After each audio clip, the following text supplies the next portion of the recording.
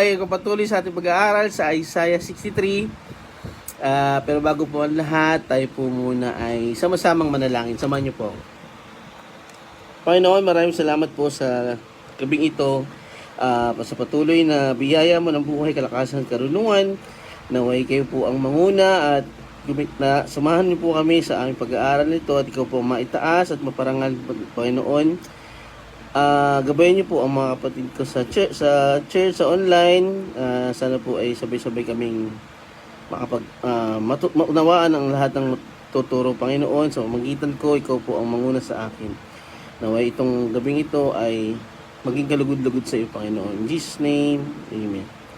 Kasama ko po dito si Pastor Dom at si Francis po ay may sakit, no? Ayan, sa ating pag-aaral, tayo nga po ay natapos kagabi sa verses 1 to 3, no? Medyo maging mahaba po yung talakayan, pero grabe po.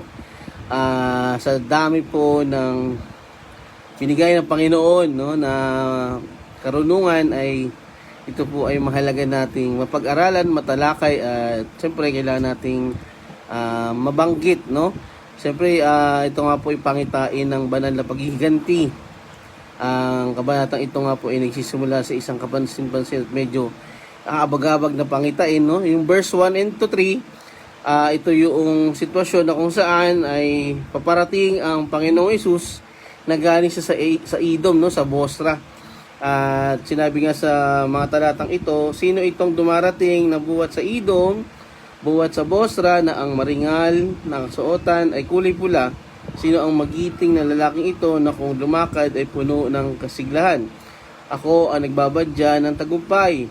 Ang kalakasan ko ay sapat na upang kayo ay iligtas. Siyempre dito po ang tinutukoy dito. Siyempre ang Panginoong Hesus na galing po, no, doon sa isang labanan na kung saan ay nandun po yung pagtigis o pagdanak ng dugo. That's why yung pong suot niya ay nagkaroon ng kulay pula, no? Ito nga po sa Edom na natalakay natin kagabi na meaning ay red, no? Ito nga po ay sa ina po ni Esau na kapatid ni Jacob, no? At dito ay tinutukoy dito sa yung pinanggalingan ng Panginoong Hesus, no, na siya ay nagkaroon ng mga talsik or sabi nga dito ay parang tinubog na damit sa isa dugo, no. At ito ay tanong na nasagot agad natin na siyempre ito po ay nagsasalita dito yung Panginoong Hesus na siya ang magliligtas, no, at maghuhukom at hahatol sa mga kaaway ng Diyos. At yung tuno, bakit pula ang iyong suot tulad ng damit na nagpipisa ng ubas upang gawing alak. So ito nga po yung resulta, no? At kung bakit nagkaroon ng mga talsik or something na mancha, no? At dahil nga po ay yung naging pinanggalingan ng Panginoong Hesus, no, na yung pagliligtas at yung galing nga siya dun sa parang isang digmaan, no, na tumutukoy sa kanyang pagtubos, no, pagiging manunubos. At sa verse 3, ang sagot ni Yahweh, pinisa ko ang mga bansa na parang ubas, wala man lang tumulong sa akin, tinapakan ko sila sa tindi ng aking galit, kaya natigmak sa dugo ang aking damit. So nakita natin, no, yung unang verse ay may pagtatanong kung sino yung parating, bakit kulay pula. At dito sinagot na po ng Panginoong Hesus yung sagot ni Yahweh, no, na pinisa nga niya ang mga bansa. So ito yung tumutukoy sa pagtalo sa kasalanan, sa kasamaan, at yung pagtubos, no, yung pagliligtas, at ganoon din siyempre sa paghukom ng mga bansa. At syempre yung tumutukoy dun sa pagtapak, no, doon sa kasalanan, no.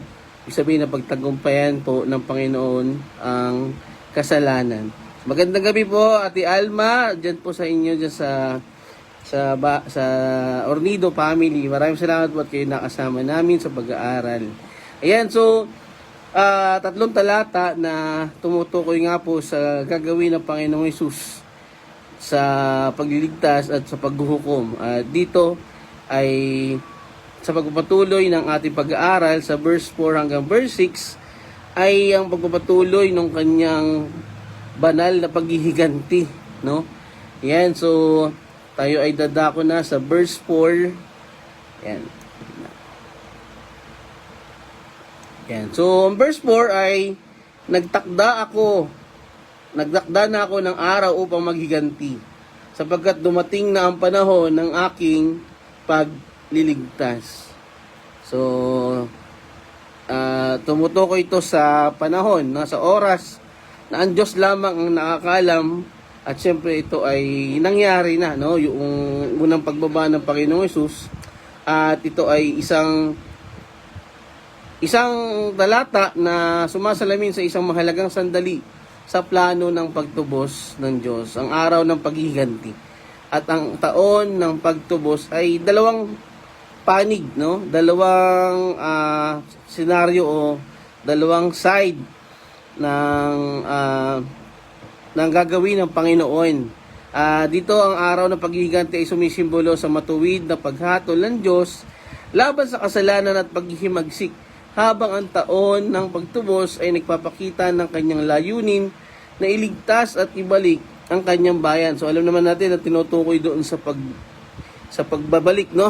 Sa panunumbalik ng kanyang bayan.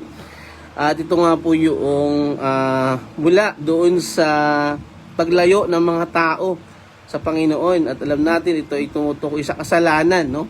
Na ito yung aalisin ng Panginoon sa kanyang bayan. At ito ay isang sitwasyon kung saan ay yun nga, no, magkakaroon ng pagdanak ng dugo. Siyempre ito po ay tumutukoy sa Panginoong Hesus na magiging na imbis na tayo yung mamatay, ay siya yung namatay, no?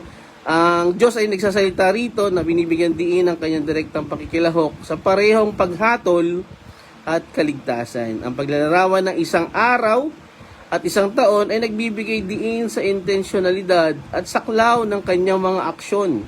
Ang paghatol ay mabilis at tumpak, ngunit ang pagtubos ay malawak at pangmatagalan na sumisimbolo sa kanyang pangako sa kanyang bayan sa paglipas ng panahon, no? Yung paghatol ay mabilis. Ibig sabihin, ito po ay isang sitwasyon na kung saan hahatulan niya o tatapusin niya yung kasamaan. At itong pagtubos ay sumisimbolo, no, sa matagal o sa mahabang panahon na yun nga, no, ito ay tumutukoy sa kaligtasan ng tao, no, kaligtasan ng kanyang bayan. At dito ay naglalarawan sa katwiran at kaligtasan ng Panginoon at ang pagtubos sa kanyang bayan. Binabanggit nito ang araw ng paghihiganti, na isang araw ng paghukom at paghihiganti para sa mga nagrebelde laban sa Diyos. At alam naman natin kung sino yung mga tinutukoy dito, ay siyempre yung patuloy na tumalikod at hindi tinanggap at hindi nanampalataya sa Panginoon. At isang panahon din ng pagtubos at pagpapalaya para sa mga nanatiling tapat, no? Isang sitwasyon, isang senaryo, isang event, no? Siyempre ito yung kanyang pagtubos sa atin mula sa kasalanan. So, upang tayo ay magkaroon ng buhay na walang hanggan. Sa talatang ito, ang paglalarawan ng araw ng paghihiganti ay sumasalamin sa ideya ng matuwid na galit ng Diyos. Siyempre yung yung nagawa ng tao na kasalanan, siyempre kasi walang pagsunod, hindi tumugon sa kalooban ng Diyos, ay ito tinatawag na kasalanan. So ang galit ng Diyos laban sa kasalanan at kawalan ng katarungan ay isang paulit-ulit na tema sa buong Biblia. So dahil inihiling ng matuwid na katangian ng Diyos na ang kasalanan ay harapin at ang hustisya ay patupad, gayunpaman binabanggit din sa talatang ito ang taon ng aking mga tinubos. Ito nga po ay nagbibigay diin sa binibigyan din ng awa at biyaya ng Diyos sa pagbibigay ng paraan para sa pagtubos at kaligtasan, no?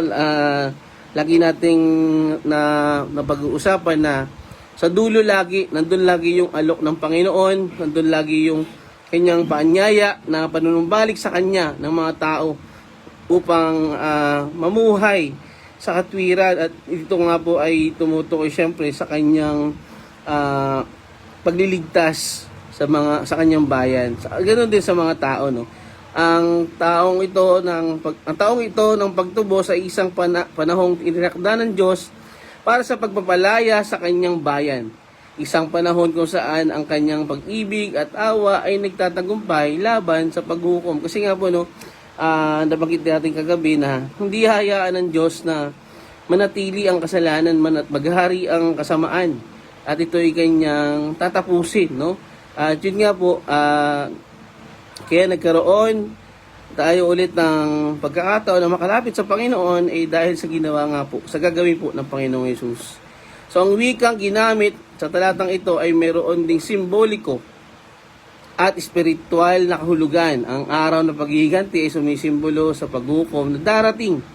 At ang taon ng aking mga tinubos ay tumutukoy sa panahon ng kaligtasan at papanumbalik para sa mga kabilang sa Panginoon. Ang wikang ito ay sumasalamin sa mas malawak na salaysay sa Biblia ng plano ng Diyos para sa pagtubos ng sangkatauhan sa pamamagitan ng sakripisyo ng Panginoong Hesukristo.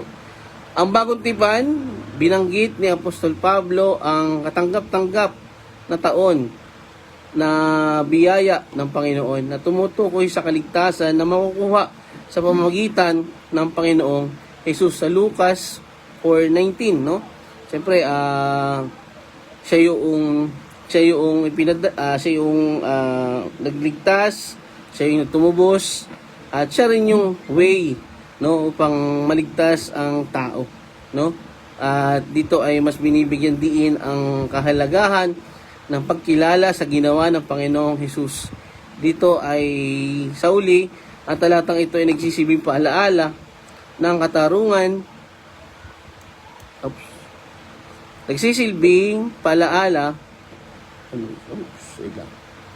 yan, ng katarungan at awa ng Diyos. Inatampok nito ang tensyon sa pagitan ng matuwid na paghatol ng Diyos at ng kanyang mahabaging pagtubos. So ito ay nagpapalaala sa atin ang mga bunga ng kasalanan, no? Ito yung laging paalaala ng Biblia, no? Mas marami po ang tinutukoy ang impyerno, no? Kaya bakit? Kasi mas maraming dahilan, mas maraming pagkakataon ang mga tao ay patuloy na mamuhay sa kasalanan. Kaya dito hinahamon tayo ng talatang ito na isalang-alang ang kalikasan ng Diyos at ang kanyang mga layunin at kilalanin ang pangangailangan para sa parehong katarungan at awa sa ating sariling buhay. So, paalaala palagi ng Biblia na tayo ay manatili, no, doon sa itong ginagawa nating pag-aaral. Mas lalo nating makikita kung ano yung kalooban ng Panginoon. At dito sa talatang ito, bilang pagtatapos, ito ay isang makapangyarihan, bilang konklusyon, ang talatang ito ay isang makapangyarihan at nakapagpapasiglang talata, no? This is good news. This is talagang gusto mo itong marinig kasi ito tumutukoy sa gagawin ng Panginoon, no? Talata na sumasaklaw sa mga tema ng katarungan, pagtubos at siyempre ang katangian ng Diyos. Tinatawag tayo nito na pagnilaya ng kalikasan ng Diyos bilang isang matuwid na hukom at isang mahabaging manunubos. Actually, yan po yung ibang problema ng mga nag-aaral, no? Nakatuon lang sila sa mga nangyari, no? Pero yung pagkilala sa tunay na Diyos, medyo doon nagkakaroon ng problema. Yan. So mahalaga na maunawaan natin ang kalikasan ng Diyos para tayo ay mas lalong makasunod sa kalooban niya. Ipinapaalala nito sa atin ang mga bunga ng kasalanan at ang katotohanan ng banal na paghuhukom. pati na rin ang pag-asa ng kaligtasan at paglaya na makakamit sa pamamagitan ng pamamagitan ng biyaya ng Diyos. Ito ay isang talata na tumatagos sa puso ng ng pananampalatayang Kristiyano at inaanyayahan tayo na pagnilayan ang ating sariling relasyon, no? Always, everyday assess, suriin ang ating sarili, magpasuri tayo sa Panginoon, no? Especially yung relasyon natin sa Kanya. Dito, ang ating pangangailangan ay mahalaga na makita natin, no? Yung para sa Kanyang katwiran at awa. Kaya mahalaga na tayo ay patuloy na mag-aral at patuloy tayong lumago spiritual. So, dito ang araw ng paghiganti ay nasa aking puso. Ito ay isang salita na makahulang sinabi ng Panginoong Hesus na halos hindi maintindihan. Bihira nating isipin na ang paghiganti ay nasa puso ni Jesus. Ngunit sinabi niya na ang Ama ay hindi humahatol sa sino man, kundi pinagkatiwala ang lahat ng paghatol sa anak. Sa John 5:22. So dumating na ang taon ng aking mga tinubos. Dito pinapaliwanag ni Isaias ng makahula kung bakit masasabi ng Mesiyas ang paghiganti ay nasa aking puso. Hindi dahil gustong-gusto ng Diyos na parusahan ang mga makasalanan, ngunit gustong-gusto niya ang pagwawalang sala sa kanyang mga tinubos. Ayan. At siyempre pansinin din ang paghahambing dito sa part na to, no? Na ito'y makikita natin na ang sitwasyon na ito ay tumutukoy sa isang araw lamang ng paghihiganti. Ngunit isang buong taon ng aking mga tinubos. Ang bawat parirala ay isa lamang patulang paraan ng pagsasabi ng panahon, ngunit angkop na ginagamit ng Diyos ang larawan ng isang araw sa pagpapahayag ng kanyang paghihiganti at isang taon na pagpapahayag ng kanyang biyaya. Makikita natin yung difference ng dalawa, no? Yung isa is 24 hours, yung isa is 365 days na tumutukoy sa biyaya ng Panginoon at yung isang snap, no, ng daliri o ng finger mo, yung kanyang paghukom o paghatol. So dito makikita natin na sa sandaling ito na mahalaga na makita natin yung paghatol ng Diyos laban sa kasalanan. Laban sa kasalanan, mga kapatid. Yun po yung ating dapat nating nauunawaan, no, na galit ang Diyos sa kasamaan. Dito ang kanyang pagtubos sa kanyang mga tao ay nagpapakita ng kanyang matuwid na puot. O yun nga po, no, yung sa galit. Okay, yan. So dito ay sa theology, niyahayag ng talatang ito ang dalawang pangunahing aspeto ng katangian ng Diyos. Ang kanyang katarungan na maghahatol o at ang kanyang awa na pagliligtas, no, yung pagtubos. Ang kanyang paghiganti ay hindi tungkol sa paghiganti, kundi tungkol sa pagtutuwid sa mga bagay-bagay, pagpuksa sa kasamaan at pagtatanggol sa kanyang kabanalan. So, ipinapakita ng kanyang pagtubos ang kanyang malalim na pagmamahal at pagnanais na ibalik ang nasira ng kasalanan. Ito nga po yung muling restoration, no, ng relasyon ng tao at siyempre ng Panginoon. Yan, so ipinapahiwatig din ito ang soberanya ng Diyos sa paglipas ng panahon at kasaysayan.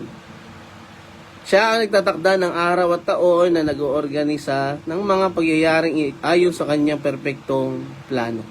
Kaya, nabanggit yung itinakda ko na ang araw noong panahon. So, siya lang po ang nakakaalam. At alam natin, ito ay tanging walang sino man ang nakakaalam sa atin. So, ang kanyang mga kilos ay hindi kailanman random, kundi may layunin. Okay, so sa Isaiah 61:2, nabanggit natin kahapon na upang ihayag ang taon ng kagandahan loob ng Panginoon at ang araw ng paghiganti ng ating Diyos. Ang isiping ito ay halos kapareho ng talatang 4 na binibigyan diin ang dalawang gawain ng Diyos, ang paghatol at ang pagtubos. Sa Deuteronomio 32, verses 35 to 36, ipinahayag ng Diyos na ang pagiganti ay sa Kanya at ipagtatanggol niya ang kanyang bayan sa kanyang kapanahunan.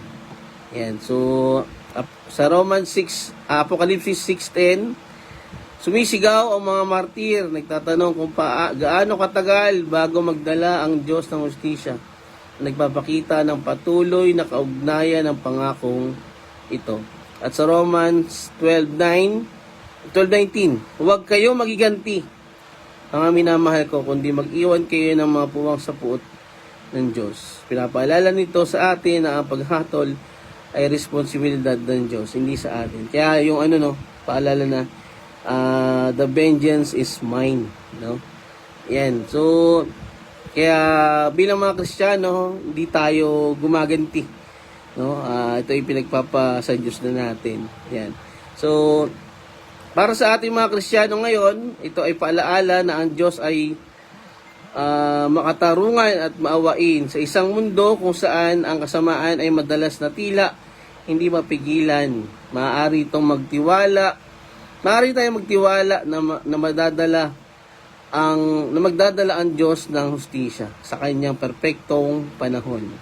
Kasabay nito, tinitiyak sa atin ang katuparan ng pangako ng pagtubos na ang kanyang pangunahing layunin ay hindi ang pagkawasak, kundi ang pagpapanumbalik.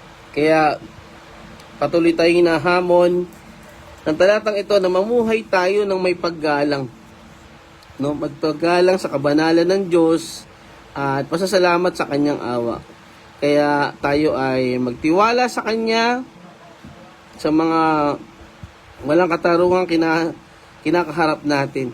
No, minsan hindi natin naiintindihan, minsan talagang nahihirapan tayo, nabibigatan tayo, pero again, dahil alam natin kikilos siya, alam natin kasama natin siya, kaya tayo po ay nagtiwala dahil kikilos siya sa ayon sa kanyang perpektong kalooban at panahon at ganoon din sa kanyang pamamaraan. Okay, so ang pagiganti ng Diyos ay maaaring mukhang malupit, no, tulad na banggit natin kahapon, pero ito nga po ay may malalim na layunin. May layunin na siyempre nakaugat ka po ito sa kanyang pag-ibig na hindi niya maaaring baliwalain ang kasalanan. Dahil ito yung masisira sa relasyon ng tao sa kanya. So, again, talatang ito ay direktang tumutukoy sa Panginoong Hesus na sumasagisag sa paghatol ng Diyos at sa kanyang pagtubos na sa krus, pinasan ni Jesus ang buong bigat ng paghihiganti ng Diyos laban sa kasalanan. Alam na natin, no? At ito ay tinanggap ang parusang nararapat na dapat sa atin, pero siya yung tumanggap, siya yung kumuha nito, no? Dito ay sa pamamagitan ng kanyang kamatayan at muling pagkabuhay, tayo ay nakakatiyak na may katubusan, no? Para sa lahat ng mga naniniwala sa kanya. Okay? So John 3:16-17, na parito si Jesus hindi upang hatulan ng mundo, kundi upang iligtas ito, upang tuparin ang plano ng Diyos na tumutubos. Lucas 14:18-21, nang basahin ni Jesus ang Isaiah 61, ipinahayag niya ang katuparan ng taon ng kaluguran ng Panginoon na nagpapasimula sa panahon ng pagtubos. At Romans 5:9, yamang tayo ngayon ay pinawalang sala sa pamamagitan ng kanyang dugo, gaano pa kaya tayo maliligtas mula sa puot ng Diyos sa pamamagitan niya. Okay, so mga talatang ito ay siyempre base po sa iniugnay ito, no, sa gawain ng Panginoong Hesus sa parehong paghukom at kaligtasan. Kaya kay Jesus ang araw ng paghihiganti at ang taon ng pagtubos, no? At ito ay nagpapakita ng kabuuang plano ng Panginoon sa atin. So yan, no, talaga namang malawak na usapin na kailangan nating matutunan, mga kapatid. No, sa verse 5, ako'y naghanap ng mga katulong, ngunit walang nakita kahit isa. Ako'y pinalakas ng aking galit at mag-isa kong nakamit ang pagtatagumpay. So ito'y mas nagpapakita, no? Pinapakita nito yung soberanya ng Panginoon, yung kanyang pagiging Diyos. Nilalarawan ng talatang ito ang nag-iisang gawain ng Diyos sa pagliligtas at paghatol. Kasi nga, ang tanging Diyos lang po ang makakagawa nito, no? At siya lang po yung may kakayahan na tayo ay tubusin at iligtas. At siya rin yung kumbaga ay hahatol sa lahat, no? Siya ay naghanap ng isang taong tutulong, ngunit wala ni isa. Pinapahiwatig itong karera lang ito na ang kakulangan ng sangkatauhan upang mag-ambag. Yan, no? Upang mag-ambag sa gawain ng pagtubos. So, ito po yung dinidiin dito na tangian Diyos lamang po ang nakagawa, no? Wala ni isang tao. Wala ni isang may ambag upang iligtas ang sarili, kundi sa pamamagitan lamang po ng ginawa ng Panginoong Hesus. So, ang Diyos ay nakialam or nag-intervene, no? Na magitan, gumikna, tumaasa sa kanyang sariling kapangyarihan at matuwid na puot upang may sakatuparan ng kaligtasan. Sa King James Version, ang bisig ng Diyos ay bisig ang ginamit, no? Ng Diyos ay isang paulit-ulit na metapora sa Biblia para sa kanyang kapangyarihan at kakayahang kumilos ng may katiyakan, no? No need, hindi niya kailangan ng anumang tulong kasi siya na mismo yun, no? Siya na mismo yung gagawa at kikilos at siya lang yung may talagang kakayahang magawa yun. So, hindi na kailangan ng Diyos ang tulong ng tao upang magdulot ng hustisya o kaligtasan. Tanging siya lamang. Ang paralalang ang aking sariling puot ay ang umalalay sa akin ay nagbibigay diin sa lalim ng pangako ng Diyos na harapin ang kasamaan. At yun nga po, no, upang ipagtanggol ang kanyang kabanalan. So, dito makikita natin yung kapangyarihan ng Panginoon, no? Yung pagkamatay ng Panginoong Hesus sa krus ay hindi to hindi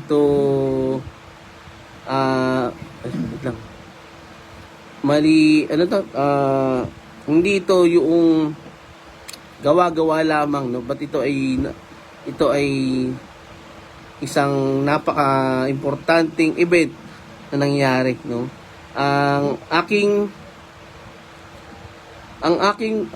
aking sariling puot ang umalalay sa akin. So ito ay tumutukoy sa matinding ulalim ng pangako ng Diyos. So isa-isang mundo puno ng napakaraming tinig at impluwensya, kadalasang madaling makaramdam ng pagkalito at pag-iisa. Sa mga sandaling ito, maaari nating balikan ang talatang ito na nagsasabing, at ako'y tumingin at walang tumulong, at ako'y namangha na walang umaalalay, kaya't ang aking sariling bisig ang nagdala ng kaligtasan sa akin, at ang aking puot ay umalalay sa akin. So ito ay mga salitang may malalim na kahulugan na maaring direktang tumukoy sa ating mga kalagayan na nagbibigay liwanag sa katangian ng banal na tulong o yun nga, no, divine intervention ng Panginoon sa gitna ng kalungkutan. Ang panaghoy ni Isaiah ay kapwa isang sigaw ng kawalan ng pag-asa at isang pagpapahayag ng kapangyarihan ng Diyos. Dito inilalarawan ng propeta ang isang eksena ng lubos na kalungkutan. Nang tumingin siya sa paligid, wala siyang nakitang kakampi.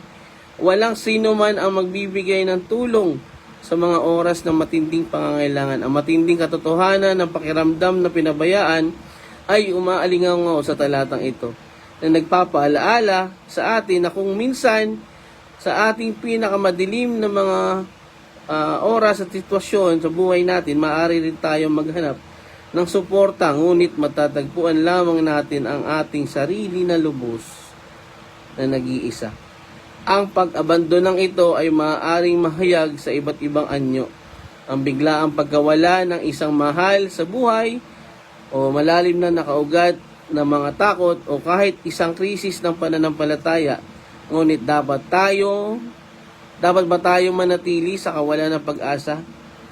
Hindi ayon sa banal na kasulatang ito. So habang pinagdinilayan natin ang pahayag na walang tumulong, maaari nating iayon ang ating mga personal na karanasan sa mga karanasan ni Isaias, na maaaring may mga pagkakataon na tayo ay lumalapit ng may desperado, no, at maging sa mga tao sa ating mga sariling pangunawa, umaasa sa suporta na tila walang hanggan ay hindi natin maabot. Kaya gayon pa man, ang tumatatak ng malalim dito ay ang alingaw-ngaw ng katapatan ng Diyos. Kahit na nag-iisa sa tahasang katotohanan ng iyon, nagsasalita ang Diyos sa pamamagitan ni Isaias na binibigyan diin na ang kaligtasan ay hindi nagmumula sa tao, kundi sa mismong bisig niya. So isang makapangyarihang imahe ng banal na lakas at interbensyon ng Diyos sa bahaging ito na nakita natin, no? Kahit sa kasalukuyang sitwasyon natin, doon natin nakikita na ang tanging kailangan natin ay ang Diyos. Minsan ang inaasahan natin mga tao, minsan ay wala, no? Hindi talaga magpapakita, minsan wala talagang paramdam, pero ang Panginoon is nananatiling kasama natin.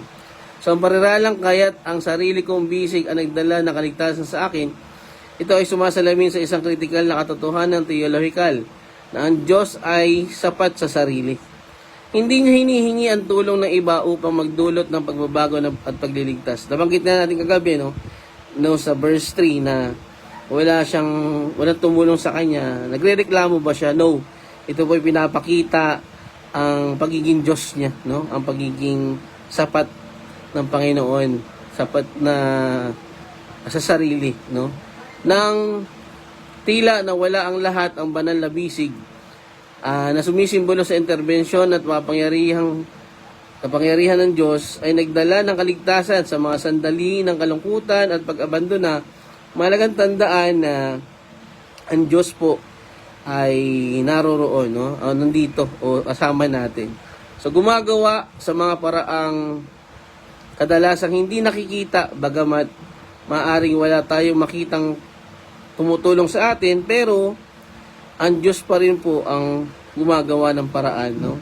Gumagawa pa rin para sa ikabubuti natin. Minsan hindi natin naiintindihan yung nangyayari, nandun yung pagtatanong natin, no? Lord, ano bang kalooban mo? Pero hindi natin alam, siya po ay kumikilos, no? Ayan, kaya dapat mas lalo nating maunawaan, makilala ang kalikasan ng Panginoon.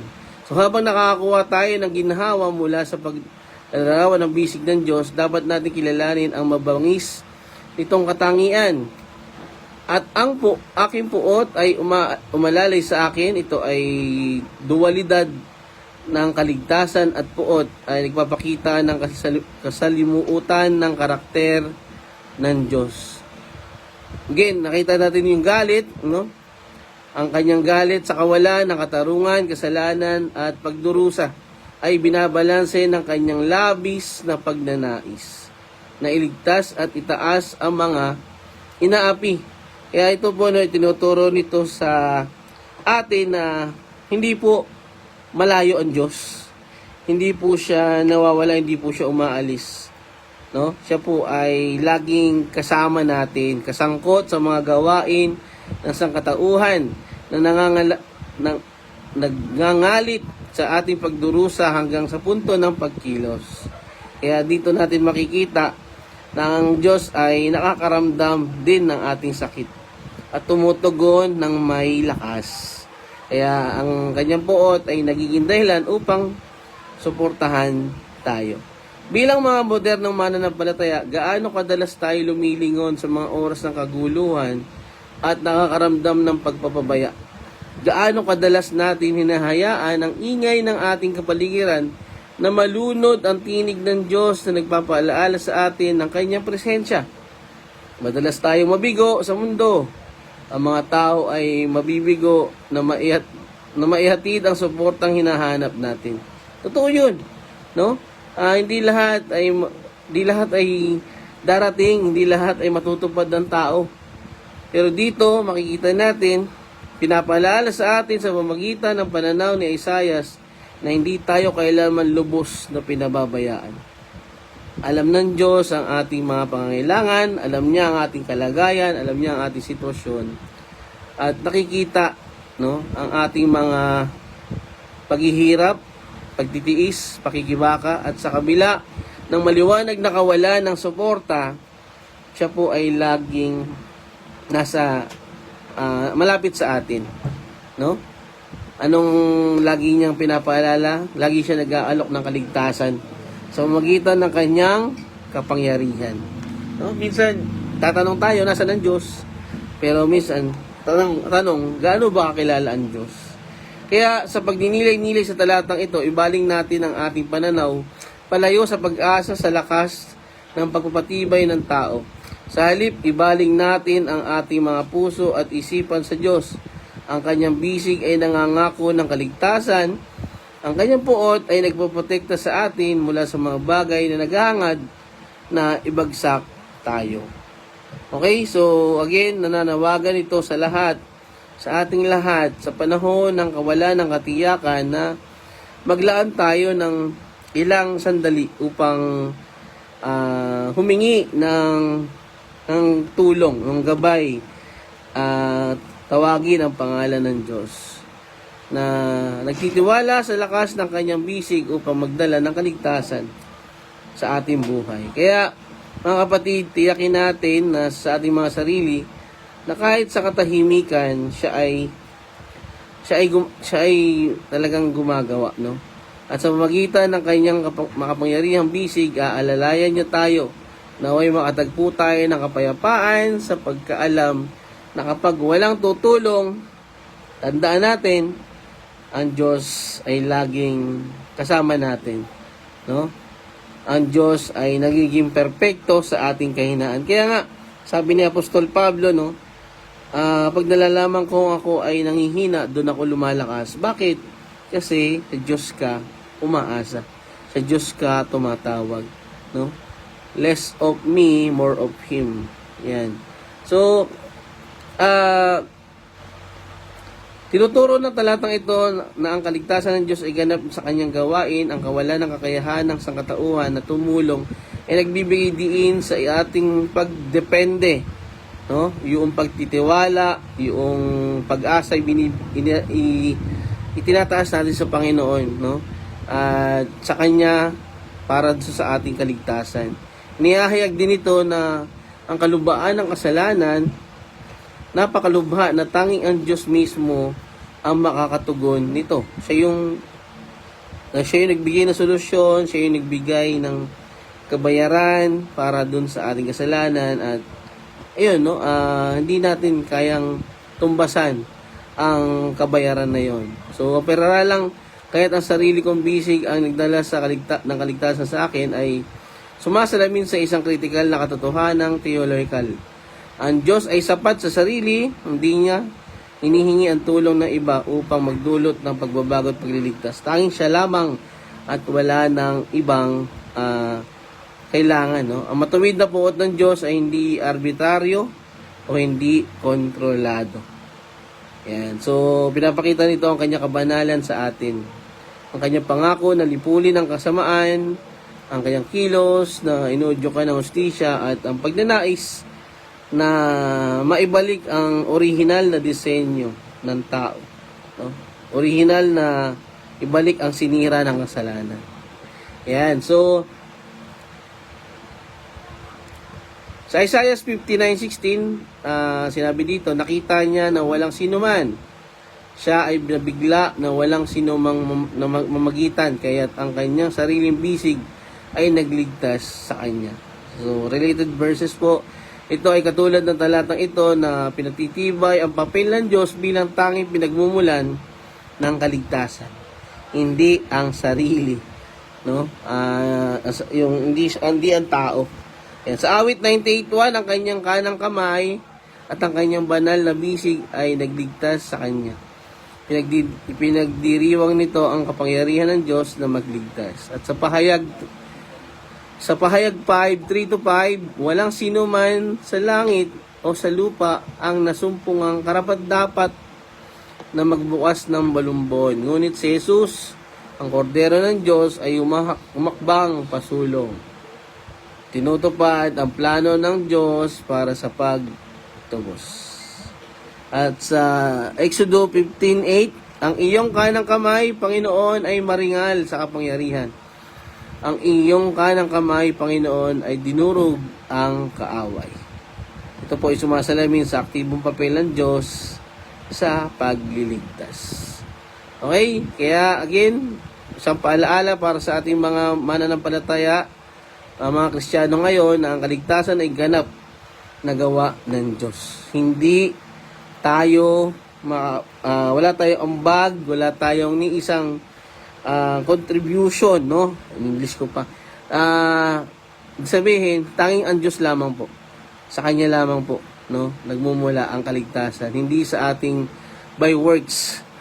Naalala ko tuloy yung joke na may trabaho ka ba, pastor? Yes. So faith plus works ka? No, hindi. May work ka lang, pastor. So anyway, ano lang po yung biro lang po yun, no? So only faith alone lang po, no? Tanging ang ginawa ng Panginoong Hesus lamang ang tanging ang way, no, upang tayo ay maligtas, hindi ang ating mga sariling ginawa. So inikay tayo ng talatang ito na magtiwala sa kakayahan ng Diyos na kumilos sa mga sitwasyon kung saan nabigo ang mga solusyon ng tao. Kaya kapag nakakaramdam tayo ng kawalan ng kakayahan, maaari tayo magtiwala sa katiyakan na ang bisig ng Diyos ay malakas pa rin upang magligtas. Tanging sa Kanya lamang po tayo umasa at magtiwala. Kaya talatang ito, tinatampok ang puot ng Diyos na sa huli, sumasalamin ito sa Kanyang pag-ibig, sa Kanyang nakahandang kumilos na kumilos siya mag-isa na nagpapakita ng Kanyang malalim na pagmamalasakit sa Kanyang bayan. Okay, so ang pag-ibig ng Diyos ay nakikita sa Kanyang pagtanggi na hayaang manaig ang kasalanan at kasamaan. Kaya ang Kanyang puot ay hindi laban sa Kanyang bayan, kundi laban sa mga puwersang nakakapinsala at naghihiwalay sa kanila mula sa Kanya. So, itong talatang ito ay, siyempre, ang Panginoong Hesus ang sukdulang katuparan na binabanggit dito sa talatang ito, na siya ang kumilos mag-isa upang makamit ang kaligtasan. Kaya walang sino man ang makatulong sa Kanya. So, ayan. Sa John 10:18, sabi ni Jesus, walang sino man ang kumukuha nito sa akin, kundi ibinibigay ko ito ng kusa. So, alam natin kung ano ibig sabihin ito. Ito yung kaligtasan, no? His grace. Yan, so itinitampok nito ang kanyang nag-iisang papel sa kaligtasan. Hebrews 1:3, sinusuportahan ni Jesus ang lahat ng bagay sa pamamagitan ng kanyang makapangyarihang salita at naglaan ng paglilinis para sa mga kasalanan sa pamamagitan niya mismo. At sa Romans 5:6, sa tamang panahon, noong tayo ay mahina pa, si Kristo ay namatay para sa mga masasama. Okay? So sa pagtatapos ng talatang ito po ay sumasalamin sa ating kawalan ng kakayahan. Ephesians 2:8-9, no? At sa kasapatan ni Kristo sa pamamagitan ni Jesus, ang bisig ng Diyos ay nakakamit ng kaligtasan. Kanyang puot laban sa kasalanan ng natutugunan. Yan. Sa verse 6, sa tindi ng aking galit, dinurog ko ang mga bansa. Ang aking binuhos ang kanilang mga dugo sa lupa. So, ito'y tumutukoy din sa ikalawang pagdating ng Panginoon at kanyang paparusahan, ang kanyang hatulan ng mga patuloy na hindi nanampalataya at nagtiwala sa Kanya. So, dito sa talatang ito, ang inalarawan ng paghatol ng Diyos laban sa mga rebelding bansa gamit ang matindi at matingkad na paglalarawan upang ilarawan ang kanyang mga kilos. Ang pagyurak o pagdurog ay nagpapahiwatig ng tiyak na tagumpay, no? Totally, yun yung 100% damage talaga, no? At talagang hindi, wala nang way para makabangon pa. So, dito ay nagpapahiwatig ng tiyak na tagumpay ng Diyos laban sa mga sumasalungot sa kanyang kalooban at nananakit sa kanyang bayan. Siyempre dito binanggit yung Edom, no?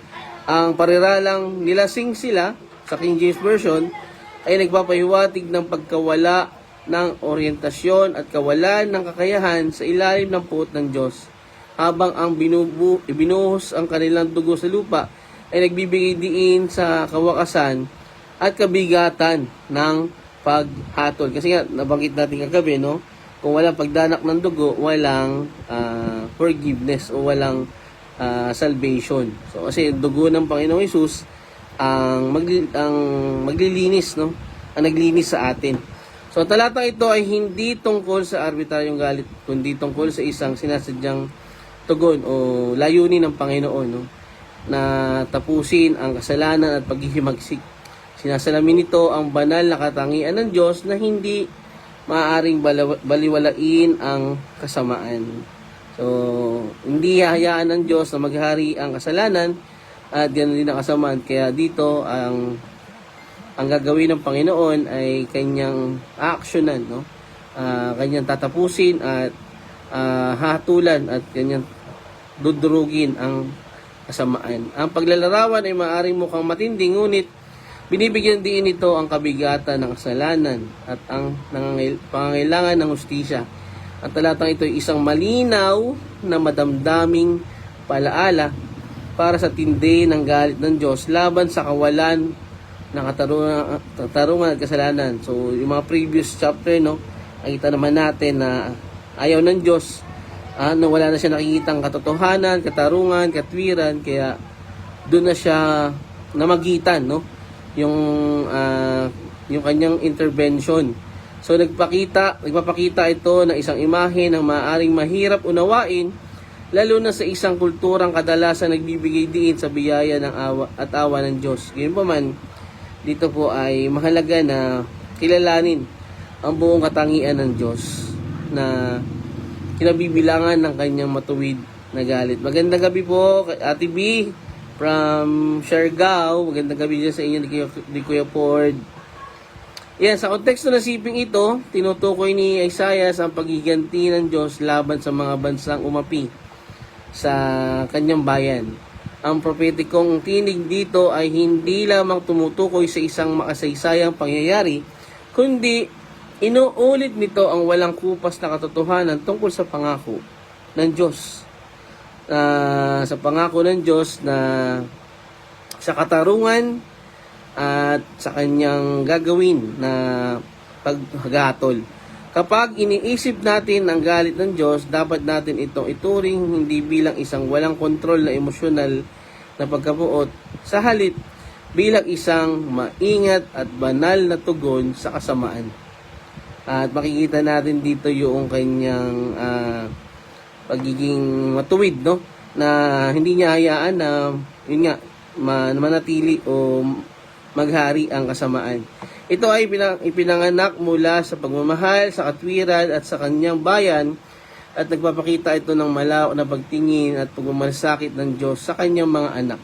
Na yun nga po, no, nakakaranas nga po ng pang-aapi at pagdurusa, no, mula sa mga umaapi na bansa. Ang pariralang yapakan ang mga tao sa aking galit ay nagmumungkahi ng isang makapangyarihang gawa ng banal na paghatol, no? Yung pag-apak doon sa mga bansa, doon sa mga hatulan, doon sa mga patuloy na namuhay sa kasamaan, sa kasalanan. Ang pagyapak ay nagpapaalala ng mga imahe ng pagpuksa sa paghihimagsik, pagsugpo sa kawalan ng katarungan at mapasyang pagpatupad ng batas. So dito makikita natin yung gagawin ng Panginoon na paghukom o paghatol ay upang tapusin ang kasamaan, upang tapusin ang paghahari ng naglalayo sa tao sa Diyos. Ito ay hindi kakaiba o mapaghiganti. Ito ay isang makapangyarihan at kinakailangang interbensyon na pagpapanumbalik o nagpapanumbalik ng kaayusan at nagpaparusa sa mga gawa ng kasamaan. Nakikita natin yung dalawang side, no? Yung panunumbalik at yung pagparusa na gagawin ng Panginoon na sabay. Marami sa atin ang nahihirapan sa konsepto ng Diyos na nagagalit. Mas gusto nating makita siya bilang isang pagmahal na ama. Marami may gusto nito. No? Yung napag-uusapan lang yung blessing, napag-uusapan lang yung kabutihan ng Diyos, no? Goodness of God. Pero ayaw nilang marinig yung side niya na bilang makatwiran, no? Makatarungan, no? Na siya nga ay bilang mapagmahal na ama, na siya nga, ngunit ang pag-ibig na walang hustisya ay hindi kompleto. Walang pagdisiplina pag gano'n, no? Magiging tolerate, magiging konsentidor ang Diyos, no? Pero dito nakita natin na ang galit ng Diyos ay isang deklarasyon laban sa mga pagkakamali ng mundo. Isang proteksyon at pagtutuwid laban sa mga nagsasamantala o nananakit sa iba. So, para isang magulang, no, na dinidisiplina yung anak na pagmali, kailangan talaga na maturuan ng leksyon, no? At maituwid syempre. So sama dito ang way ng Panginoon na tayo ay mas lalong matuto at lumago. Bukod dito binabanggit sa baging ito na lalasingin sila ng Diyos sa aking puot. Kinukuha ng pagtutulad na ito ang nakalalasing at nakapanlulumong katangian ng banal na paghatol. Kaya dito kung paano ang alkohol ay maaring makasira sa paghatol at magdulot ng katalinuhan, no? Pag sobrang lasing ka na, sobrang dami na nang nainom mo, ay nawawalan ka na matinong pag-iisip or balancing pagkilos, no?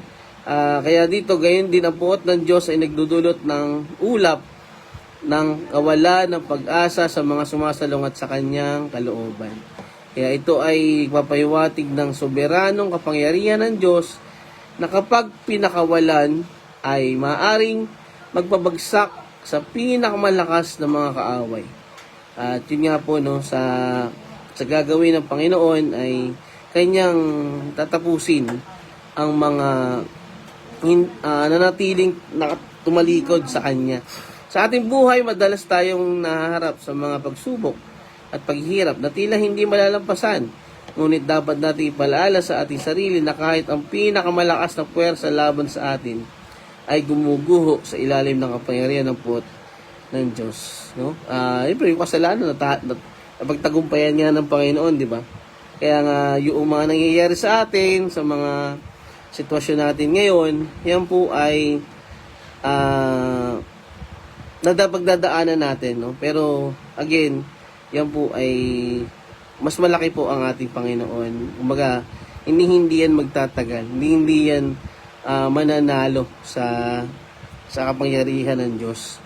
Kaya tayo ay patuloy na magtiwala, ilagay ang ating pag-asa sa Panginoon at siya nga lang po, no? Ang tanging ang ating dapat na pagkatiwalaan at patuloy na sa Kanya tayo dumepende. So, ang huling bahagi ng talata, at ibababa ko ang kanilang lakas sa lupa, ay nagpapaliwanag sa bunga ng banal na interbensyon na ang lakas sa kontekstong ito ay kumakatawan sa pagmamataas, kapangyarihan, at kayabangan ng tao, no? Yung pride, yung pagmamalaki nila. Dito nga ay ibababa nga po, no? At dito ang puot ng Diyos ay nagpapantay sa larangan. So, binababa ang mga palalo at siyempre itataas ang mga nagpakumbaba.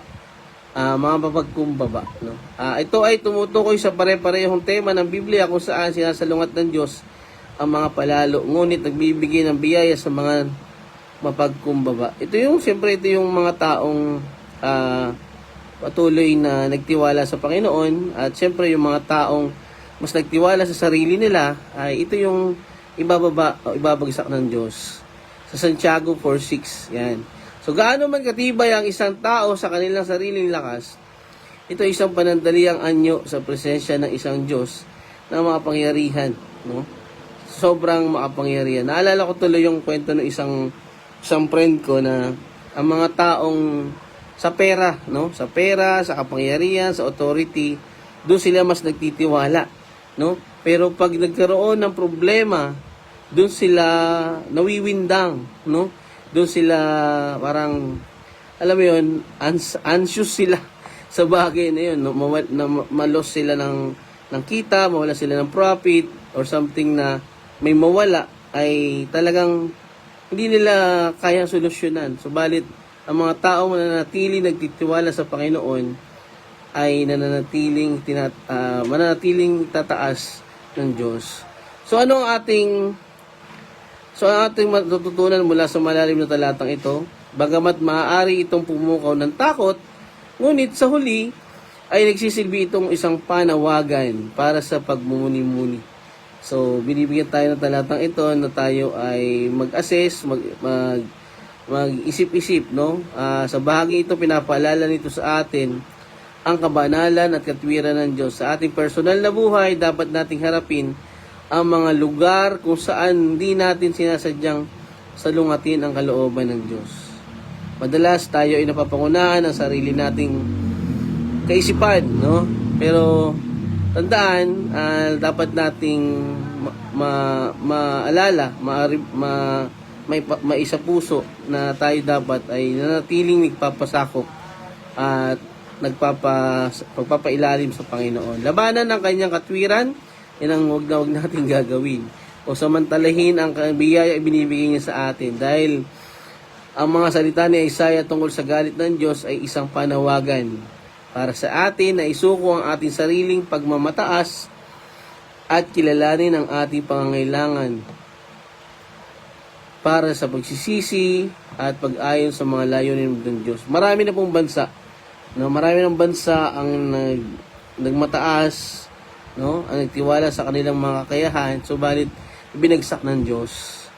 So, ganoon din sa dulong panahon, no? Ang mga tao na natiling mapagmataas ay ibababa ng Diyos. Kaya nga, di ba, yung kinalakihan ko pong sa Biblia, no? Ang mga nagmamalaktaas ay ibababa at ang nagpapakumbaba ay itataas. Yan.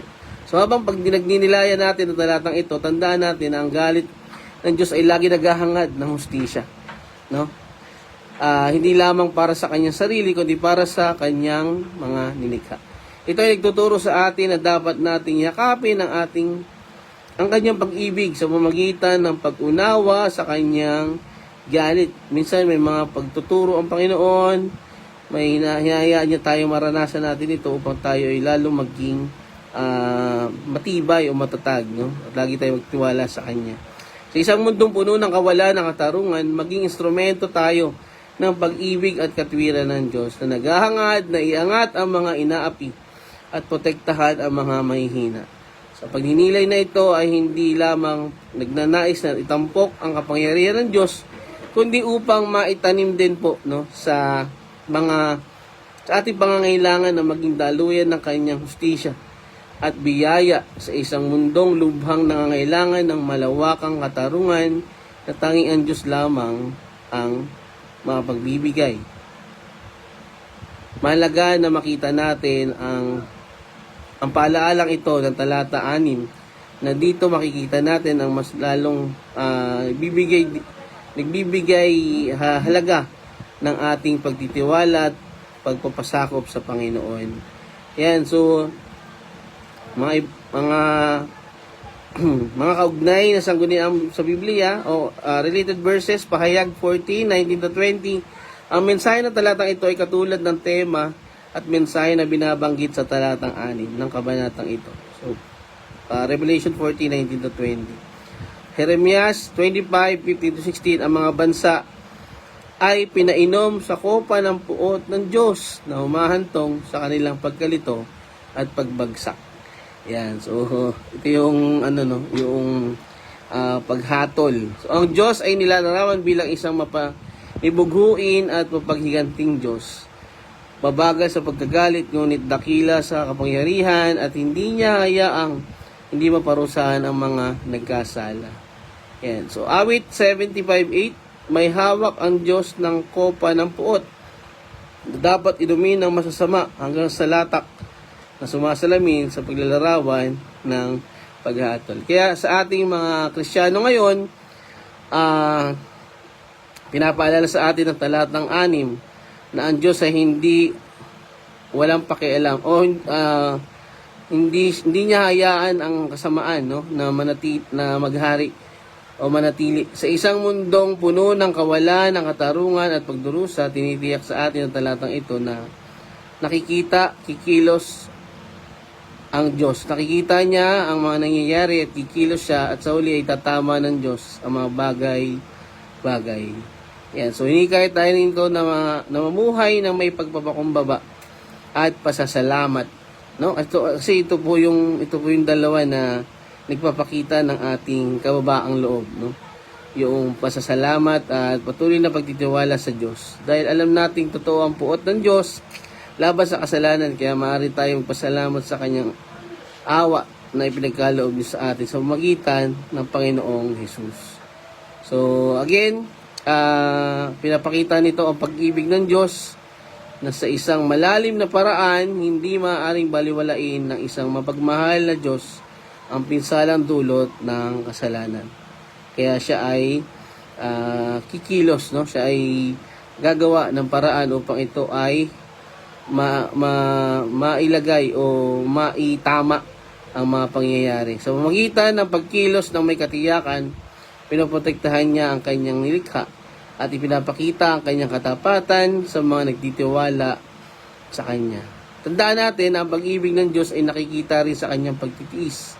Bagamat tiyak ang paghatol, nagbibigay siya ng mga pagkakataon para sa pagsisisi, sa pagpapanumbalik ng tao sa Panginoon. At siyempre dito nakikita natin yung chance na binibigay niya, no? Nagpapakita siya ng awa bago ang araw ng pagtutuos. Kaya nga mahalaga, no, na habang tayo ay nabubuhay pa, yung mga tao na hindi pa nakakakilala sa Panginoon, hindi pa nila nakikita yung panganib ng kasalanan, ay ibahagi na po natin ang Ebanghelyo. So again, itong talatang ito ay ang Panginoon ang ganap na katuparan ng kaligtasan natin.